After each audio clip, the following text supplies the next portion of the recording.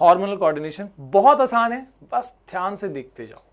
तो इसमें प्लांट्स का पहले देख लेंगे, फिर आएगा एनिमल हार्मोन्स का, या ह्यूमंस के हिसाब से हम बात करने वाले, ठीक है। Then plant hormones. सर जी प्लांट हार्मोन में क्या बोलते हैं प्लांट हार्मोन को? Plant hormones are also called phyto hormones. याद रखना, फाइटो हार्मोन्स, फाइटो यानी प्लांट्स, तो प्लांट हार्मोन्स को फाइटो हार्मोन्स भी बोलते हैं, ठीक है। अब प्लांट्स में ना हार्मोन ज्यादा कुछ उल्टा सीधा काम नहीं करते, बस ग्रोथ से रिलेटेड होता है, ठीक है। ग्रोथ रेगुलेशन के काम में आता है प्लांट के जो हार्मोन्स होते हैं, या तो ग्रोथ कराएंगे या तो ग्रोथ को स्टॉप करेंगे। तो इसलिए दो टाइप्स बन जाते हैं इसके, एक जो ग्रोथ प्रमोटर्स होते हैं जो ग्रोथ कराएंगे, एक ग्रोथ इनहिबिटर, इनहिबिट मतलब कंट्रोल करना, स्टॉप करना एक तरीके से, तो ये स्टॉप कराएंगे, ओके। ग्रोथ प्रमोटर्स में क्या है? ऑक्सिन, गिबरेलिन या जिबरेलिन जो सिखाया गया आपको, साइटोकिनिन, ठीक है। ये तीन जो है ग्रोथ प्रमोटर्स आपको दिए हैं 10th क्लास में। और ग्रोथ इनहिबिटर्स में एप्साइसिक एसिड और ethylene, एप्साइसिक acid and ethylene, okay. तो इसमें ऑक्सिन की पहले हम थोड़ा बात चर्चा कर लेते हैं, ओके। अब वैसे यहाँ पर इसका देखो पिक्चर यहाँ दिखाया गया है कि ग्रोथ इनहिबिटर वाले में जैसे पत्तों का झड़ना, तो पत्ते झड़ रहे हैं मतलब ये ग्रोथ थोड़ी हो रहा है, ग्रोथ को स्टॉप करने का काम है ना, ग्रोथ को स्टॉप करने का काम है। वहां पर लाइट की डायरेक्शन में प्लांट का ग्रो होना, पता होगा आपको वो रूम वाला एक्सपेरिमेंट, यहाँ एक कमरा है मान लो, उसमें पूरा अंधेरा है, एक खिड़की लगी है जहां से लाइट जा सकती है रूम में, और यहाँ एक पौधा लगा हुआ है। तो ये पौधा जो है ना वो बेंड करके ग्रो कैसे करता है कि वो बेंड करके और खिड़की से निकल जाए, वो लाइट की डायरेक्शन में कैसे वो बेंड हुआ, ग्रो हुआ। सो वो यहाँ पर ग्रोथ हार्मोन। अब मैं यहाँ पर बेसिकली वो किसका एक्शन है ये जो मैं बता रहा हूँ, दिस इज ऑफ ऑक्सिन। देखना इस चीज को, जैसे ऑक्सिन जो है ना, देखो ये रेड वाले पॉइंट्स में जो दिखाए हैं, मान लो ये ऑक्सिन हार्मोन्स, और ये ग्रोथ के लिए रिस्पॉन्सिबल है, ठीक है। बेसिकली ये सेल इलोंगेशन करते हैं, याद रखना सेल इलोंगेशन करते हैं ये, ठीक है। तो अब यहाँ पर जब ऑक्सिन है, जब सामने लाइट फ्रंट में है सनलाइट, तो उस टाइम पे नॉर्मल स्ट्रेट ग्रोथ हो रही है। पर अगर मान लो जैसे यहाँ इस केस में लाइट एक साइड से आ रही है, तो प्लांट की एबिलिटी टेंडेंसी होती है कि वो लाइट की डायरेक्शन में वो ग्रो करता है। ये कैसे हो सकता है सर? ठीक है, अगर मान लो लगातार हर दिन उसको एक डायरेक्शन से लाइट मिल रही है, दूसरी डायरेक्शन से नहीं, तो लाइट के डायरेक्शन में कैसे वो ग्रो कर गया? ध्यान देना, ऑक्सिन जो है ना, ये हार्मोन थोड़ा लाइट सेंसिटिव है, मतलब लाइट से शर्माता है कह सकते हो, लाइट से डरता है, लाइट से सेंसिटिव है।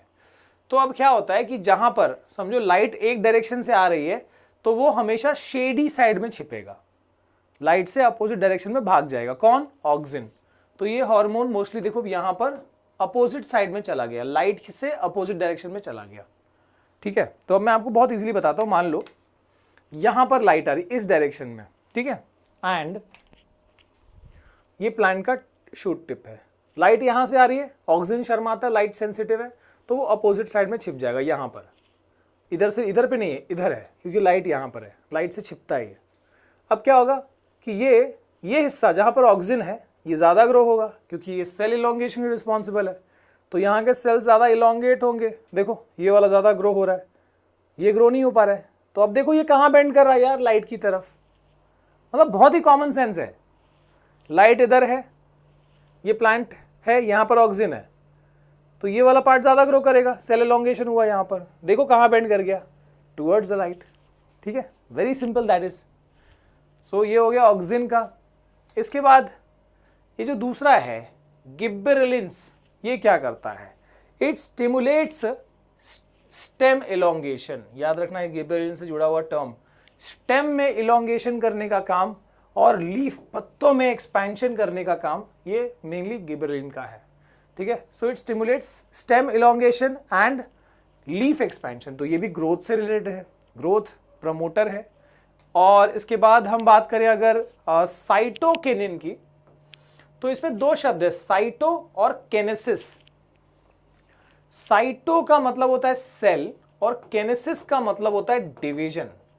सो ये जो साइटोकिनिन हार्मोन है प्लांट के अंदर का, it promotes rapid cell division. याद रखना, it promotes rapid cell division. मैं लिख नहीं रहा हूं, आपको लिखना है वो चीज। It promotes rapid cell division. तो ये कहां पर होगा? जहां पर प्लांट को ज्यादा सेल डिवीजन की, फास्ट सेल डिवीजन की जरूरत है। ठीक है, कहां पर सर? सीड के अंदर, फ्रूट के अंदर, है ना। आपको पता होगा नॉर्मल पार्ट से फ्रूट ज्यादा तेजी से ग्रो होता है, बिकॉज उसमें रैपिड सेल डिवीजन करने के लिए साइटोकिनिन प्रेजेंट है। ठीक है, इसके बाद हम बात करते हैं ग्रोथ इनहिबिटर्स की, जैसे एब्साइसिक एसिड, इथाइलिन। ठीक है, एब्साइसिक एसिड का इफेक्ट तो आपको दिया है वैसे, ये पत्तों का झड़ना जो है, ठीक है, विल्टिंग ऑफ लीव्स, ठीक है, विल्टिंग ऑफ लीव्स बोलते हैं, या shedding of leaves, this is the effect of abscisic acid. Ethylene का देख लो यहां पर दिया है, राइपनिंग ऑफ फ्रूट, फलों का पकना, ओपनिंग ऑफ फ्लावर, फूलों का खिलना, एंड एब्सिशन, एब्सिशन का मतलब ही है शेडिंग ऑफ लीव्स। तो ये सब इथाइलिन का इफेक्ट है, फलों का पकना, फूल का खिलना, ये सब क्या है? मतलब अब जब फल ग्रो हो रहा था, अब वो पक गया, मतलब इससे ज्यादा ग्रो नहीं होगा, तो अब ग्रोथ कंट्रोल करने वाली चीजें हैं सब। ठीक है, इथाइलिन का ध्यान से देख लेना भाई, बहुत जबरदस्त तरीके से बता रहा हूं। आगे देखते हैं। ओके, तो यहां पर अब देखो, बहुत जबरदस्त तरीके से आपको बता दिया गया है हर एक का इफेक्ट, कि देखो जो गिबरेलिन होता है, जो ग्रोथ हार्मोन है, वो क्या करता है? जर्मिनेशन में हेल्प करता है, सीड जर्मिनेशन में हेल्प करता है। ठीक है, देखो सीड जर्मिनेट हो रहा है। ओके, इसके बाद ग्रोथ टू मैच्योरिटी, ग्रोथ करके मैच्योरिटी तक पहुंचाने का काम। ठीक है, फ्लावरिंग करने का इसी का काम है, फूलों का खिलना बताया था। ओके, इसके बाद जो फ्रूट डेवलपमेंट में भी इसका रोल है, फ्रूट डेवलपमेंट में भी जिस गिबरेलिन का रोल है। एब्सेशन नहीं करता ये, मतलब पत्तों को झड़ने का काम इसका नहीं है, और सीड डॉर्मेंसी भी इसका काम नहीं है। सीड डॉर्मेंसी क्या होता है कि जब तक उस सीड को, जो बीज है, उसको फेवरेबल कंडीशन नहीं मिलेगी, मान लो डब्बे में रखा हुआ है, तो वहां पर वो जर्मिनेट नहीं करेगा। तो ग्रोथ को वहां पर स्टॉप करने का, रोक के रखने का काम, ठीक है, वो किसका है? वो इसका नहीं है, वो ये नहीं कर रहा। ठीक है, तो इन चीजों में हेल्प कर रहा है गिबरेलिन। ऑक्सिन की बात करें तो वो जर्मिनेशन में हेल्प नहीं करता। ऑक्सिन कहां पर हेल्प करता है? Yes, growth to maturity, flowering, ठीक है, फ्रूट डेवलपमेंट तक का काम उसका है। अगेन ये सब जो ग्रोथ कंट्रोलिंग वाले एक्शंस है वो इसका नहीं है। साइटोकिनिन की बात करें, क्या वो जर्मिनेशन करता है? नहीं। क्या वो ग्रोथ टू मैच्योरिटी लाता है? यस। क्या वो फ्लावरिंग करता है? यस। क्या वो फ्रूट डेवलपमेंट करता है? यस। तो ये सब ग्रोथ वाली चीजें करता है। अब ग्रोथ कंट्रोल वाले जो दो हार्मोन्स है, इथाइलिन और एब्साइसिक एसिड, उसका देख लो। सो जर्मिनेशन और ग्रोथ मैच्योरिटी ये नहीं करते। इथाइलिन फ्लावरिंग में हेल्प करता है, फूलों का खिलना लिखा था हमने। ठीक है, फ्रूट को राइपन करने के काम में आता है। ठीक है, और इसके बाद एब्साइशन, पत्तों को झड़ने के लिए, वो भी लिखा था, एब्सेशन में काम आता है। सीड डॉर्मेंसी इसका काम नहीं है। एब्साइसिक एसिड की अगर हम बात करें तो बाकी सब चीजें नहीं, लेकिन एब्सेशन यानी पत्तों का, विल्टिंग ऑफ लीव्स, ये इसका काम है, पत्तों का झड़ना, ठीक है, वो करना। और डॉर्मेंसी, सीड डॉर्मेंसी, कंट्रोल करके रखना सीड को कि भैया अभी नहीं खिलना, अभी नहीं जर्मिनेट करना, अभी कोई फेवरेबल कंडीशन नहीं है, जब कंडीशन होगी तब करना, तो रोक के रखने का काम वो इसका है। ठीक है, ये हो गया अपना plant hormone done. Coming to hormones in humans. Humans के केस में हार्मोन्स की बात करते हैं, हमारे एंडोक्राइन सिस्टम की बात करते हैं दोस्तों। ठीक है, तो वैसे ग्लैंड्स जो होते हैं ना, वो दो तरह के होते हैं, आपको पता होना चाहिए। ग्लैंड्स क्या करते हैं? हार्मोन सेक्रीट करते हैं, एंजाइम्स या हार्मोन सेक्रीट करते हैं। ठीक है, सो ग्लैंड्स जो है वो दो टाइप के होते हैं, एक होता है एक्सोक्राइन और एक होता है एंडोक्राइन। याद रखना, एक्सोक्राइन और एंडोक्राइन। अब मैं यहां लिख देता हूं या यहां पर बता देता हूं कि जब मैं बात करता हूं एक्सोक्राइन ग्लैंड्स की, एक्सोक्राइन ग्लैंड्स की, तो इनकी खूबी क्या होती है कि मान लो इनको जो हार्मोन सेंड करना है वो यहां पर इस टारगेट तक, इस ऑर्गन तक सेंड करना है। तो ये जो हार्मोन सेंड करेंगे, ये एक स्पेशल ट्यूब मिली होगी इनको यहां से यहां तक उस हार्मोन को भेजने के लिए। स्पेशल ट्यूब, स्पेशल डक्ट मिला है एक्सोक्राइन ग्लैंड्स के लिए। ठीक है, लेकिन जो दूसरे ग्लैंड्स है जो एक्सोक्राइन नहीं है, ठीक है, जिनको हम एंडोक्राइन ग्लैंड्स बोलते हैं, तो एंडोक्राइन ग्लैंड्स की अगर हम बात करते हैं तो वहां पर क्या है कि उनको भी हार्मोन सेंड करना है टारगेट तक, पर उनको स्पेशल ट्यूब नहीं मिली। They are ductless glands. Endocrine को डक्टलेस ग्लैंड्स भी कहा जाता है, क्योंकि स्पेशल ट्यूब नहीं मिली। तो सर हार्मोन कैसे सेंड करेंगे टारगेट तक वो? तो यहां पर वो ब्लड का यूज करते हैं, ब्लड स्ट्रीम का यूज करते हैं कि भैया ब्लड, जहां से ब्लड तो हर जगह पहुंचता है, तो ये हार्मोन ब्लड में डाल देंगे, ब्लड वहां जब पहुंचेगा तो वहां पर उसको हार्मोन वहां अपना चला जाएगा टारगेट की तरफ। तो इस तरीके से ब्लड का इस्तेमाल किया जाता है, ब्लड स्ट्रीम का, ठीक है। कोई स्पेशल ट्यूब नहीं है, कोई स्पेशल डक्ट नहीं है एंडोक्राइन के पास, hence they are called ductless glands, ठीक है। तो हम पढ़ रहे हैं किसके बारे में? एंडोक्राइन के बारे में। सर एक्सोक्राइन का एग्जाम्पल है क्या अपने पास? यस, जैसे स्वेट ग्लैंड हुआ, पसीने वाला ग्लैंड, स्पेशल ट्यूब होती है जहाँ से पसीना बाहर आता है, ठीक है। या फिर हमने पैंक्रियास का भी इफेक्ट पढ़ा था, ठीक है, लीवर का भी पढ़ा था, लीवर के पास वो जो बाइल डक्ट था, पैंक्रियास के पास भी, देखो पैंक्रियास यहाँ भी आता है, तो थोड़ा कंफ्यूज नहीं होना, यहाँ पर भी आता है, पैंक्रियास दोनों में आता है, एक्सो एंडो दोनों में आता है। एक्सो वाला कहाँ पढ़ा है हमने? डाइजेशन वाले में, जहाँ पर वो ट्रिप्सिन और लाइपेज रिलीज करता था through that tube into the small intestine, special tube था उसके पास, ठीक है। बट वो यहाँ पर भी आ रहा, तो ध्यान देना आप। सो एंडोक्राइन सिस्टम के अंदर कौन से ग्लैंड्स हमको पढ़ने? वैसे तो कई सारे यहाँ पर, पीनियल है, हाइपोथैलेमस भी है, थाइमस भी है, पर हमको पढ़ना कौन सा? हमको पढ़ना है पिट्यूटरी के बारे में, ठीक है, थायराइड के बारे में, पैराथायराइड के बारे में, ठीक है, पैंक्रियाज के बारे में, फिर ये जो किडनी के ऊपर है टोपी जैसा, एड्रीनल ग्लैंड के बारे में, और फिर ये जो ऑप्शनल है, मेल में होता है टेस्टिस, फीमेल में ओवरी, इसके बारे में, ठीक है। So starting with the first one, यहां पर हम पहला वाला देख लेते हैं, पिट्यूटरी ग्लैंड। तो पिट्यूटरी ग्लैंड ये ना पूरे सिस्टम का, जितना भी एंडोक्राइन सिस्टम दिख रहा है उसका ये कैप्टन है। क्यों कैप्टन है? क्योंकि उन सबको कंट्रोल करने का काम भी दिया गया है, मतलब वो उसका अपना भी काम है, ऐसा नहीं कि उसका काम नहीं है, बट बाकियों को भी कंट्रोल करने का, रेगुलेट करने का काम इसको दिया गया है। सर इतना इसको खास क्यों माना गया है? क्योंकि ये ना इस मालिक से बहुत नजदीक है। कौन सा मालिक? ब्रेन से बहुत कनेक्टेड है, इसलिए पिट्यूटरी ग्लैंड को बाकी सब जानकारी भी होती है, इसलिए इसको मास्टर ऑफ एंडोक्राइन सिस्टम कहा जाता है, क्योंकि बाकियों को कंट्रोल करने का काम भी इसके पास है, ठीक है। वैसे इसका खुद का काम क्या है? It secretes growth hormone. ये ग्रोथ हार्मोन सेक्रीट करता है, जो बॉडी के अंदर क्या करता है? ग्रोथ लाता है, ग्रोथ रेगुलेट करता है, ग्रोथ कंट्रोल करता है, ठीक है। Controls the functioning of endocrine glands. ये तो मैंने बता दिया कि बाकियों को कंट्रोल भी करता है और ग्रोथ कर रहा है, बिकॉज ग्रोथ हार्मोन सेक्रेट कर रहा है, ठीक है। अगर इसने ज्यादा ग्रोथ हार्मोन सेक्रेट कर दिया तो उस कंडीशन को कहते हैं जाइजेंटिज्म। जाइजेंटिज्म मतलब बंदा एकदम जायंट बन जाएगा, हाइट वाइट एकदम खतरनाक हो जाएगी, खली टाइप, ठीक है, ज्यादा ग्रोथ हार्मोन सेक्रेट कर दिया तो। अगर पिट्यूटरी ग्लैंड ने कम ग्रोथ हार्मोन सेक्रेट किया तो ऐसे में जो कंडीशन डेवलप हो जाएगी that will be dwarfism. Dwarfism मतलब बौना, बहुत हाइट छोटी हो जाएगी, छोटी हो नहीं जाएगी मतलब ग्रोथ नहीं होगी हाइट की, ठीक है। So pituitary gland growth hormone secrete करता है। अगर अबनॉर्मलिटी हो गई, ग्रोथ हार्मोन बहुत ज्यादा सेक्रेट हो गया तो जाइजेंटिज्म, नॉर्मल से कम सेक्रेट हुआ तो ड्वार्फिज्म, ठीक है। इसको बैलेंस करने का काम बहुत जरूरी होता है, और ये बाकियों को कंट्रोल करने का भी, बाकी एंडोक्राइन ग्लैंड्स को भी रेगुलेट करने का काम भी इसको मिला हुआ है, इसलिए इसको मास्टर ऑफ एंडोक्राइन सिस्टम कहा जाता है, ठीक है।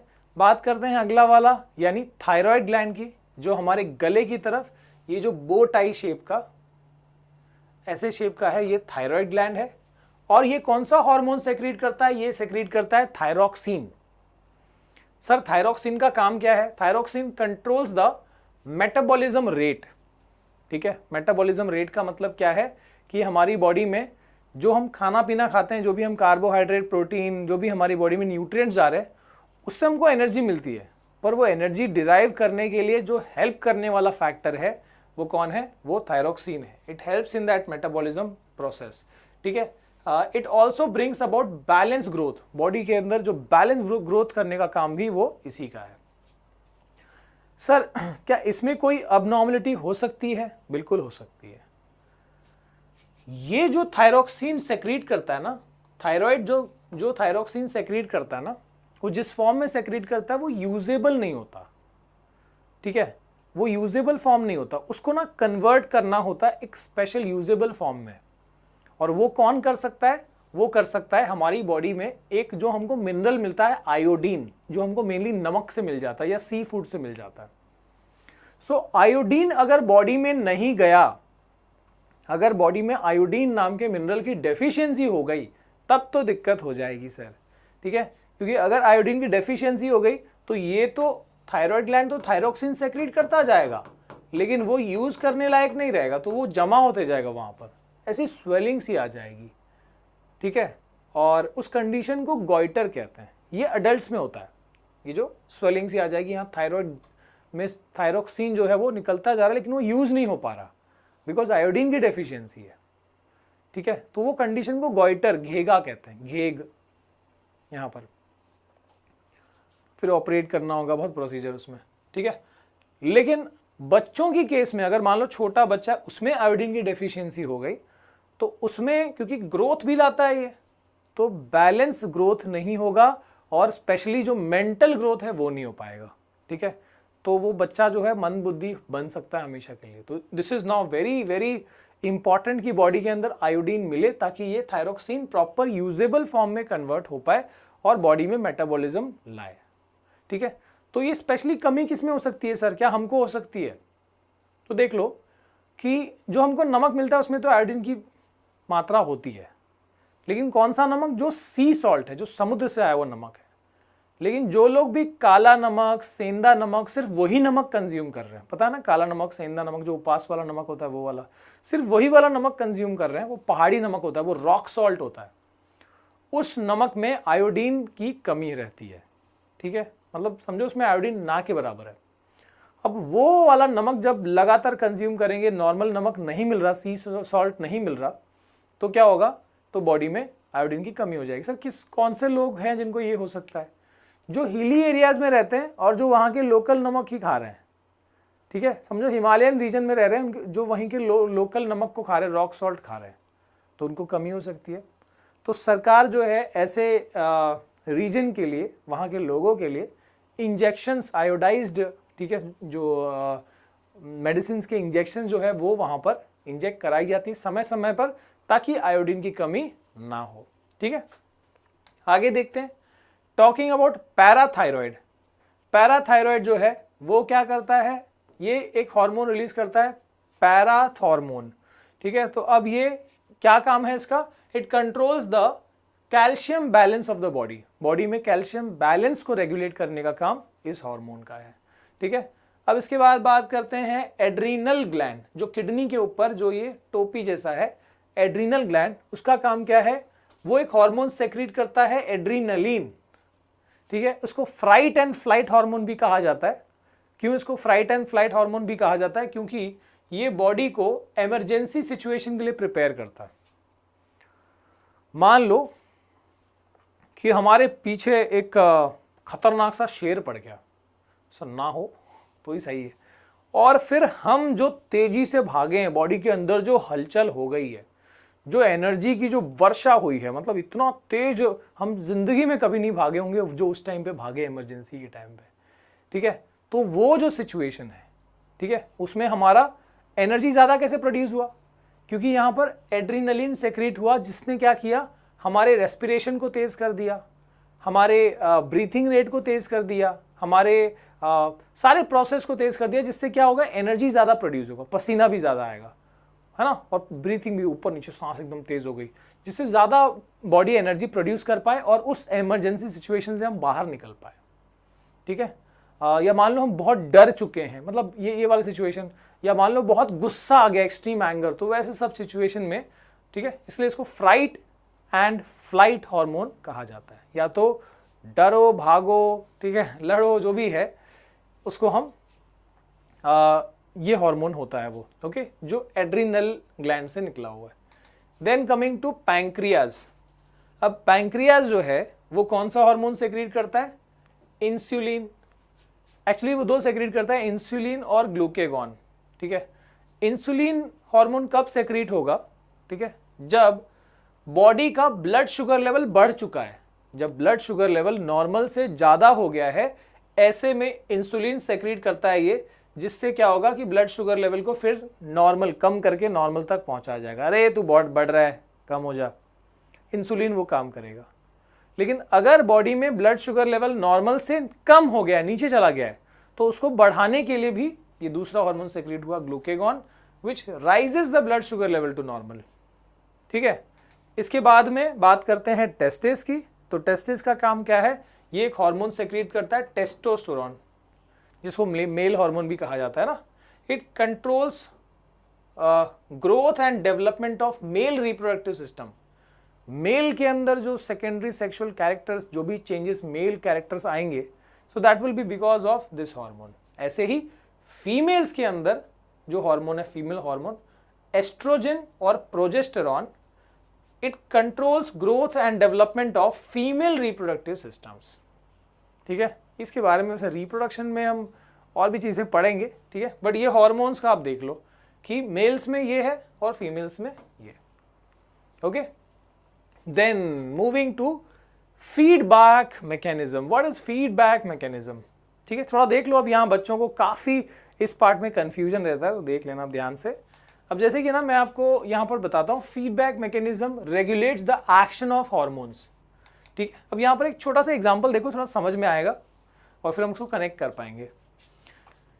जैसे ये एक पर्सन है, ठीक है, मान लो सराउंडिंग में फैन, लाइट चली गई, पंखा एसी सब बंद हो गया, तो अब क्या होगा कि टेम्परेचर बढ़ गया सराउंडिंग का। तो अगर सराउंडिंग का टेम्परेचर बढ़ गया तो बॉडी का टेम्परेचर भी क्या होने लगेगा? बढ़ने लगेगा। तो बॉडी का टेम्परेचर बढ़ने लगेगा यानी गर्मी लगने लगेगी, तो उस टाइम पे बॉडी क्या करता है?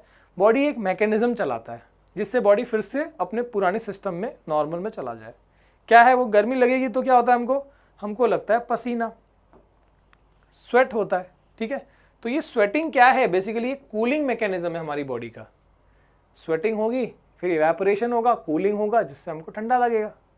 ठीक है, तो यानी जब टेम्परेचर बढ़ा हमारा बॉडी का, तो बॉडी ने खुद उसको सिस्टम से अपने ये किया, पर्सपिरेशन लाया, और उससे वापस बॉडी जो है ठंडा हो गए नॉर्मल स्टेज तक चला जाएगा। यानी फीडबैक सिस्टम है। ठीक है, ऐसे ही जब मान लो कि सराउंडिंग का टेम्परेचर बहुत ठंडा हो गया, ठंडी का मौसम एकदम ठंडा हो गया, तो बॉडी का टेम्परेचर भी कम होने लगेगा। तो अब बॉडी क्या करेगा? अपने आप को हीट करने की तरीके लाएगा। तो हमारी बॉडी में जो शिवरिंग होती है, जो हम कांपते हैं ठंड से, वो एक्चुअली वो वाइब्रेशन से हीट प्रोड्यूस होती है।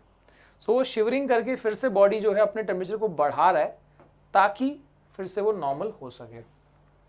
ठीक है, तो ये सब जो है फीडबैक मैकेनिज्म है कि हाँ ऐसे होगा तो ये कर लूंगा, ये होगा तो बॉडी फिर से कुछ और करके अपने नॉर्मल स्टेज तक ले आएगा उसको। ठीक है, सो this is called feedback mechanism. अब देखो यहाँ पर हम हार्मोन्स के तरीके से उसको समझते हैं जो हमको यहाँ बताया गया है। So it regulates the action of hormone. For example just see this, the timing and amount of hormone released are regulated by feedback mechanism. कितना हार्मोन कब रिलीज करना है वो फीडबैक मैकेनिज्म से कंट्रोल होता है। For example if the sugar level in the blood, ध्यान देना अब यहां पर, इससे यही चीज एग्जाम्पल लिखना है आपको। If the sugar level in blood rise, अगर ब्लड में शुगर लेवल बढ़ गया, they are detected by the cells of pancreas. Blood में शुगर लेवल बढ़ गया तो पैंक्रियास के सेल ने डिटेक्ट किया कि हाँ भाई शुगर लेवल बढ़ चुका है। अब पैंक्रियास क्या करेगा? इंसुलिन सेक्रेट करेगा। ठीक है, सो उसके बाद which respond by producing more insulin. Okay, as the blood sugar level falls, insulin जब सेक्रेट हुआ ब्लड शुगर लेवल कम होगा, और जैसे ही वो नॉर्मल तक आ गया इंसुलिन सेक्रेशन इज रिड्यूस्ड। ठीक है, feedback mechanism, blood sugar level बढ़ा है, पैंक्रियास ने डिटेक्ट किया, उसके सेल्स ने, पैंक्रियास ने क्या किया? फिर इंसुलिन सेक्रेट किया ताकि ब्लड शुगर लेवल कम हो। जैसे ही वो नॉर्मल हो गया उस टाइम पे फिर पैंक्रियास को पता लगा और फिर अपने आप को उसने इंसुलिन का सेक्रेशन फिर रोक लिया। तो this is the feedback mechanism. Okay, आगे देखते हैं और मूवमेंट इन प्लांट्स को समझते हैं। मूवमेंट इन प्लांट्स, तो प्लांट में जो मूवमेंट है वो मेनली दो तरीके के होते हैं, tropic movement and this nastic movement. ठीक है, ये देखो नास्टिक मूवमेंट और ट्रॉपिक मूवमेंट। अब थोड़ा सा यहाँ पर ना ध्यान से समझना है इस चीज को। ट्रॉपिक मूवमेंट जैसे कि ये लाइट की तरफ प्लांट का ग्रो होना। ठीक है, ये लाइट की तरफ प्लांट का ग्रो होना। ठीक है, ये नास्टिक मूवमेंट क्या है? देखो ये जो इंसेक्टिवोरस प्लांट है, जैसे टच किया ये बंद हुआ। क्यों इसको ट्रॉपिक और क्यों नास्टिक, और कोई डिफरेंस है क्या? देखो, सो दिस इज ग्रोथ डिपेंडेंट। यहां पर ग्रोथ से एसोसिएटेड मूवमेंट होती है। जैसे कि ये लाइट की तरफ ग्रो हुआ, ऐसा नहीं कि लाइट चली जाएगी तो फिर नीचे आ जाएगा, नहीं, ठीक है। लेकिन ये ग्रोथ से डिपेंडेंट नहीं है, ग्रोथ डिपेंडेंट नहीं है, बस ये टच हुआ, बंद हुआ, फिर खुल जाएगा, ये फिर खुल जाएगा। So this is not related to growth, ये ग्रोथ डिपेंडेंट होता है nastic movement, sorry tropic movement, और जो नास्टिक है वो ग्रोथ इंडिपेंडेंट, ग्रोथ पे डिपेंड नहीं करता। देन इसका रिस्पॉन्स स्लो होता है। अभी ग्रोथ है तो ऑब्वियसली थोड़ा स्लो होगा, है ना, ग्रोथ होने वाला है तो स्लो होगा, जबकि ये जो है काफ़ी क्विक होता है, काफ़ी फास्ट होता है इसकी कंपैरिजन में, ठीक है। जैसे यहाँ पर देखो, ये क्या है, माइमोसा प्लांट या छुई मुई प्लांट, है ना, या टचपीनॉट प्लांट। इसको टच किया तो ये देखो ये श्रिंक हो गया, सिकुड़ गया। आपको रीजन अगर पता हो या नहीं पता, आई डोंट नो, तो देख लो यहाँ पर कि क्या होता है उसमें। एक्चुअली जो गार्ड सेल्स होते हैं उसका ही मेन काम है। तो जब उसको हम टच करते हैं तो गार्ड सेल्स के अंदर से ना माइक्रोस्कोपिक लेवल पे वाटर मॉलिक्यूल्स रिलीज हो जाते हैं, और गार्ड सेल्स क्या हो जाता है, सिकुड़ जाता है, ठीक है, श्रिंक हो जाता है, जिसकी वजह से ये पत्ते जो है सिकुड़, जब हम टच करते हैं तो ये एक्शन होता है, गार्ड सेल्स वाटर रिलीज कर देता है, ठीक है, और वो सिकुड़ जाता है, तो ऐसे पत्ते जो है वो भी सिकुड़ जाते हैं। फिर जब थोड़ी देर छोड़ दिया जाएगा वो वाटर वापस से अब्जॉर्ब हो जाएगा। वो वाटर दिखता है क्या सर? नहीं, वो तो माइक्रोस्कोपिक लेवल पे, वो वापस से वाटर अब्जॉर्ब कर लेगा, फिर से वो स्वेलिंग आ जाएगी, फिर से नॉर्मल हो जाएगा वो। सो this is what, this is nastic movement. ये कोई ग्रोथ से जुड़ा हुआ नहीं है, बस ऐसे ही हो रहा है, ठीक है। और एक चीज देखो, इट इज डायरेक्शनल। जैसे कि ये लाइट की डायरेक्शन में ग्रोथ हुआ, अगर लाइट इस तरफ होता तो उस तरफ ग्रो होता, ठीक है। यहां पर डायरेक्शनल नहीं है, आप उसको ऊपर से टच करो या नीचे से टच करो वो बेंड उसी तरीके से होगा। यहां भी अगर आप उसको कहीं से भी टच करो वो बेंड ऊपर की तरफ ही होगा। सो दिस इज नॉट डायरेक्शनल कि कहां से टच कर रहे हैं या कहां से हम उसको स्टिमुलस दे रहे हैं, ये डायरेक्शन पे डिपेंड नहीं कर रहा, वो अपने पैटर्न में ही जाएगा, ग्रो या सॉरी नॉट ग्रो, ये मूव करेगा अपने पैटर्न में ही। जबकि वहां पर डायरेक्शन के हिसाब से, मतलब स्टिमुलस के हिसाब से वो ग्रोथ होता है या वो मूवमेंट होता है। Okay, so this is directional, this is not. देखो डिफरेंस आ गया, आपके सारे डिफरेंस के पॉइंट्स हो गए। Tropic movement growth dependent, this is growth independent, this is directional, this is non directional. ये स्लो है, ये रिलेटिवली फास्ट है। ओके, आगे देखते हैं, ट्रॉपिक के टाइप्स भी दिए हैं भाई। तो कौन से? अरे बाप रे, 5 टाइप्स है। क्या है? फोटोट्रॉपिज्म। फोटोट्रॉपिज्म देखना, यहां पर फोटो का मतलब होता है लाइट, फोटो का मतलब होता है लाइट। तो लाइट के रिस्पॉन्स में जो प्लांट्स के अंदर ग्रोथ होती है, प्लांट्स के अंदर जो मूवमेंट होती है, लाइट के रिस्पॉन्स में जो प्लांट के अंदर मूवमेंट होती है, उसको हम क्या बोलते हैं? उसको हम फोटोट्रॉपिज्म, जो हमने यहां दिखाया, दिस इज फोटोट्रॉपिज्म। अब इसमें भी 2 कह सकते हो कि जो ये ऊपर का हिस्सा है वो लाइट की तरफ ग्रो कर रहा है, तो इसको हम पॉजिटिव फोटोट्रॉपिज्म बोल सकते हैं, क्योंकि वो लाइट के टुवर्ड्स, स्टिमुलस के तरफ जा रहा है। लाइट इज अ स्टिमुलस, वो एक्शन है जिसके हिसाब से रिएक्शन दे रहा है, ठीक है ना। तो स्टिमुलस के डायरेक्शन में जाना, दिस इज पॉजिटिव फोटोट्रॉपिज्म। लेकिन जो रूट्स का ग्रोथ है वो लाइट के अगेंस्ट जा रहा है, वो लाइट के अपोजिट डायरेक्शन में ग्रो हो रहा है, so you can call this as negative phototropism, ठीक है। जो ग्रोथ स्टिमुलस के टुवर्ड्स हो रहा है वो पॉजिटिव, और जो स्टिमुलस के अगेंस्ट हो रहा है वो नेगेटिव। सो ये पॉजिटिव फोटोट्रॉपिज्म और ये रूट्स का जो है वो नेगेटिव फोटोट्रॉपिज्म, ठीक है। आगे, so again this is directional, direction है, लाइट के हिसाब से ये ग्रोथ हो रही है। इसके बाद जियोट्रॉपिज्म। जियो का मतलब होता है अर्थ या ग्रेविटी, पता होगा, जियोग्राफी। सो ग्रेविटी के हिसाब से, अब देखो ये रूट्स जो है वो अर्थ की तरफ जा रहे हैं, इसका जो ग्रोथ है, so this can be called geotropism, ठीक है। ग्रेविटी के डायरेक्शन में जा रहा है तो ये जियोट्रॉपिज्म हुआ, ठीक है। और कुछ बताया गया वहां पर, मैं आपको यहाँ ये एग्जाम्पल्स के थ्रू बताता हूँ। हाइड्रोट्रॉपिज्म, हाइड्रो का मतलब होता है वाटर, वाटर के डायरेक्शन में या वाटर के हिसाब से ग्रो करना, वाटर की प्रेजेंस के हिसाब से, ठीक है। इसको हम हाइड्रोट्रॉपिज्म। यहां पर देखो ना, ये रूट सिर्फ नीचे नहीं जा रहा, ये पानी की, देखो यहाँ वाटर है, वाटर की तलाश में जा रहा था ये वाटर के हिसाब से, so this is hydrotropism as well, ठीक है। अच्छा, हाइड्रोट्रॉपिज्म का एक और एग्जाम्पल देख सकते हो आप, कि मान लो एक सीड जर्मिनेशन के लिए लगाया हमने, और उसके थोड़े बगल में एक पोरस, एक ऐसा मटका लिया, थोड़ा सा पोरस है उसमें, और उसमें पानी डाला हुआ है, ठीक है। तो अब क्या होगा कि इसका जो रूट्स जा रहा है, जो इसके जो रेडिकल जाएंगे आगे, वो इस पानी के डायरेक्शन में जाएंगे, बिकॉज उसको पानी की जरूरत है ग्रोथ करने के लिए। सो ये जो ग्रोथ है, ये जो मूवमेंट है रूट्स का जाना पानी की तरफ, ये क्या है? This is hydrotropism. ठीक है। इसके बाद थिग्मोट्रॉपिज्म। थिग्मो शब्द का मतलब आपका पता हो गया होगा, जो हमने ऑलरेडी पढ़ा हो सेंस ऑर्गन वाले हिस्से में। सो थिग्मो यानी टच होता है। तो टच के हिसाब से, जैसे यहीं पर देख लो ना, बीच में पत्थर आया, बीच में यहां पर पत्थर आया, वो टच सेंस किया, पत्थर में नहीं घुस सकता, साइड से निकल गया। सो ये जो ग्रोथ हुआ पत्थर की साइड से निकल जाना, ये जो है ये क्या है? मतलब इसमें हमने सब बता दिया यहाँ पर। तो टच के हिसाब से ये साइड से निकल गया। देखो इसको साइड से दिखना अब यहाँ पर, अर्थ की तरफ ग्रो हो रहा है इसलिए जियोट्रॉपिज्म। फिर टच सेंस करके साइड से निकल गया, वो थिग्मोट्रॉपिज्म। पानी की तरफ गया तो हाइड्रोट्रॉपिज्म। ठीक है। अच्छा, थिग्मोट्रॉपिज्म का मैंने एक एग्जांपल अपने घर से ही लिया है, फोटो लिया था मैंने आपके लिए, देख लो। तो ये जो है, देखो मेरे ग्रिल को कैसे इसने पकड़ लिया है, जकड़ लिया है। क्या है ये? कोई क्लाइंबर है, मेरे ख्याल से, पता नहीं, मैं एग्जैक्टली नहीं बता पाऊंगा, अभी छोटा है ये। सो ये जो है यहाँ पर, ये क्या होता है? ये टेंड्रिल होता है। क्लाइंबर में जो ऐसी स्प्रिंग जैसी स्ट्रक्चर होती है, उसको टेंड्रिल कहते हैं, टेंड्रिल। तो ये देखो अपने आप को ग्रो कराने के लिए, जैसे इसको कुछ टच सेंस होता है, देखो अभी इतना तक पहुंचा नहीं है, जैसे लेकिन टेंड्रिल को कुछ टच हुआ तो इसने अपने आप को ग्रो करके इसको वाइंड कर लिया। तो टच के हिसाब से ग्रो कर रहा है, टच के हिसाब से देखो ये ग्रो कर गया। ये टेंड्रिल देखो ग्रो करके इसको लपेट लिया उसने, वाइंड कर लिया। तो ये टच के हिसाब से जो ग्रोथ करना है, दिस इज थिग्मोट्रॉपिज्म। यानी ट्रॉपिज्म यानी growth movements in response to touch, जहां पर स्टिमुलस क्या है? टच। ओके, देन फाइनली है केमोट्रॉपिज्म। केमोट्रॉपिज्म का आप एक एग्जांपल सिंपल देख सकते हो कि जो पॉलन ग्रेन होता है उसमें से पॉलन ट्यूब निकलती है। ये फीमेल गैमेट यहां पर है, तो पॉलन ग्रेन के अंदर मेल गैमेट है। अब मेल गैमेट और फीमेल गैमेट का फ्यूजन करने के लिए पॉलन ट्यूब कहां ग्रो करके जाता है? So growth of pollen tube देख लो कहां हो रहा है? Towards the female gamete. तो ये जो मूवमेंट है, ये growth of pollen tube towards the female gamete. Female gamete है क्या? ये तो एक केमिकल है। तो केमिकल की रिस्पॉन्स में जो ये ग्रोथ हो रही है, ठीक है, पॉलन ट्यूब की जो ग्रोथ हो रही है, इसको हम क्या बोलेंगे? केमोट्रॉपिज्म। यानी movement in response to a chemical, growth movement in response to a chemical. ठीक है। सो आई होप कि आपको ये बातें समझ में आई, क्योंकि यहां पर इसी के साथ ये चैप्टर जो है अपना खत्म हो रहा है, कंट्रोल एंड कोऑर्डिनेशन। आप बताना कि आपको कितना समझ में आया in the comment section. Thank you for watching, see you again guys next time, bye bye.